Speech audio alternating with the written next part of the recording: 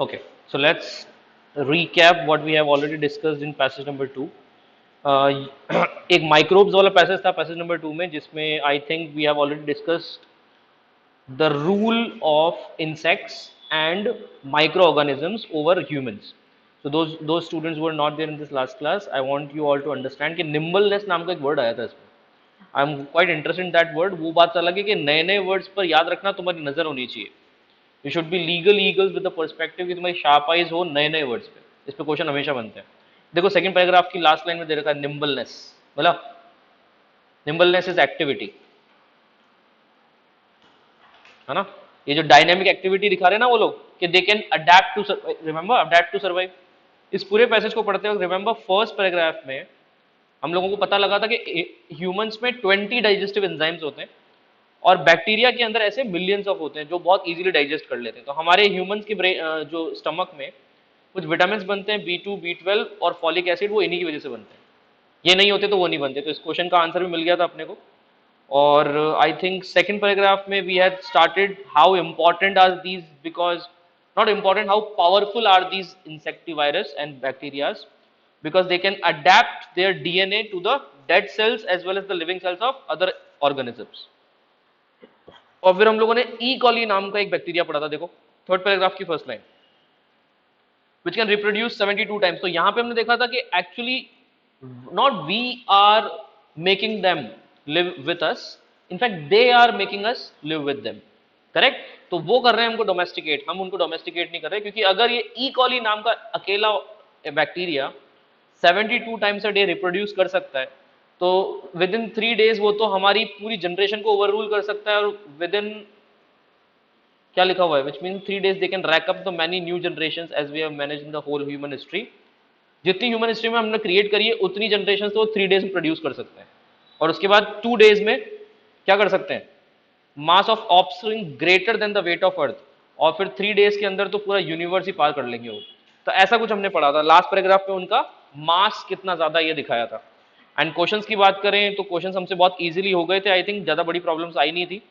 2.1 का आंसर क्या दिया था आप लोगों ने, क्या ट्रू हो सकता है most likely to be true में, so small bacteria can not digest a wide variety of humans.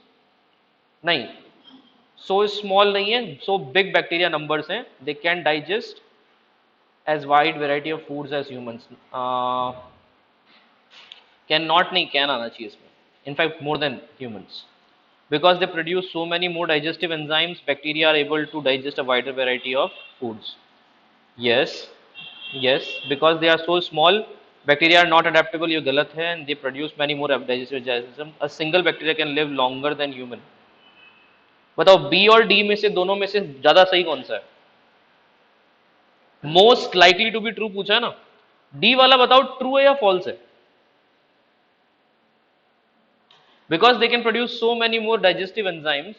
A single bacteria can live longer than a human. ना ना, उसकी हम लोगों ने स्पैन ऑफ लाइफ देखी थी 20 मिनट्स. 20 मिनट्स की स्पैन ऑफ लाइफ थी. तो 20 मिनट्स की वजह से ये गलत है.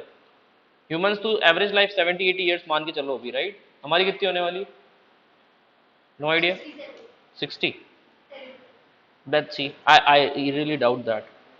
इंडिया में एवरेज लाइफ स्पैन जो होता है 69.4 इयर्स का बता रहा है. तो वही 60-70 की लाइन में आ रहे हैं अपन. पहले की लाइफ स्टाइल 90-80 तक आराम से जाती थी, right. Which are the in fact ज्यादा. हाँ, और आपके परदादा वगैरह आज भी अगर आपने कभी 100+ वाले कोई आइटम देखा हो, है ना, 102, 103, 106, right. Which are the following best describes an instance for the horizontal gene transfer. वही डीएनए स्वैपिंग वाला कौन सा आंसर है, bacteria mutating without adding new parts, या bacteria causing disease in human by adding its DNA.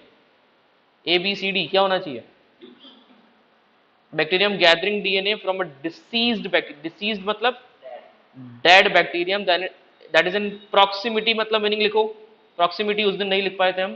Proximity is close to it, closeness to it. Proximity मतलब closeness.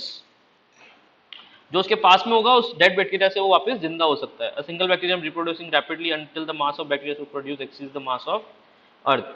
ना ना ना, it's not like that. Horizontal gene transfer का answer तो first और second में बैठ सकता है क्या, causing DNA human by adding DNA to human cells, a bacterium without adding new parts of the portion. ना, no need about it. Without new parts, we can add the new parts of DNA as well by adding DNA to that of human cells के लिए नहीं था.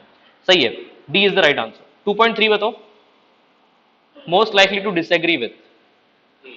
Most likely to disagree करा था हमने. Bacteria weigh very little, so all bacteria put together could clearly never weigh. ये तो disagree वाली बात हो गई, क्योंकि आप बोल रहे थे they can clearly weigh more than humans. और बताओ ये अगर जस्ट अपोजिट बात आ रही है तो ध्यान रखना इस ऑप्शंस में बची हुई 3 लाइंस तब पढ़नी है आपको जब इनसे रिलेटेड कोई डिसएग्री लाइन मिल जाए. बाकी बेस्ट मिल चुकी है अपने को. इसको कह सकते हैं काउंटरिंग द आर्ग्यूमेंट, या काउंटर कर रहा है आर्ग्यूमेंट को. तो कभी मान लो इससे रिलेटेड कोई थर्ड लाइन मिल जाए और वो भी काउंटर कर रही हो, फिर चेक करना एक तो होगी जस्ट अपोजिट वाली और एक होगी डिसएग्री वाली. तो डिसएग्री वाली को टिक करना है. जस्ट अपोजिट वाली में काउंटर हो जाती है. ऐसे उसमें क्रिटिकल रीजनिंग में क्वेश्चन आते हैं बहुत बार. तो अगर आपको डिसएग्री करने के लिए 2 लाइंस मिल जाए तो एक जस्ट अपोजिट वाली को छोड़ देना और डिसएग्री मतलब थर्ड ओपिनियन वाली को टिक कर देना. जो कोई थर्ड ओपिनियन हो, पैसेज में लिखा हुआ ना हो और ऑथर उस बात को सच मानते हुए भी डिसएग्री कर रहा है. आया क्या? ऐसा कोई क्वेश्चन पढ़ना पड़ेगा अपने को. हाल फिलहाल इसमें तो एक ही लाइन डिसएग्री हो रही है. Bacteria reproduce very quickly, can rapidly generate more offspring than human cells ever could. That's true, that's true, है ना. Genes are born with us for life and we can not replicate them easily. That's true. हमारे humans में तो हम लोग replicate नहीं कर सकते.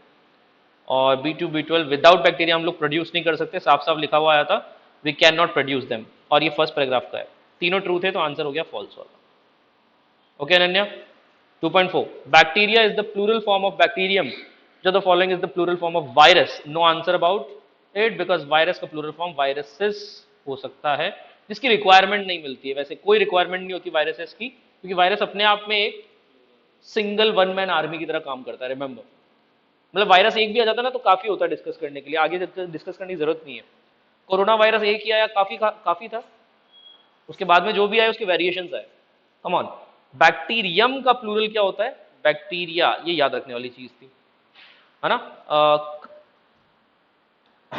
क्राइटेरियन का प्लूरल क्राइटेरिया. फिनोमिनन का फिनोमिना. ये हमने डिस्कस किया था नाउन्स की क्लास में. तो क्वेश्चन आ गया यहाँ क्लैट की class. Why, based on the information in the passage, that there are far more bacterium in the world than humans? Far more bacterium क्यों है? क्योंकि they produce far more digestive enzymes, या they reproduce far more rapidly. They reproduce far more. ये last paragraph का question है, right? Okay, because they produce folic acid. No, because they do not need to sleep. फालतू की बात है. Answer is B. And here we complete passage number 2 of sample 2023 paper. Thank you.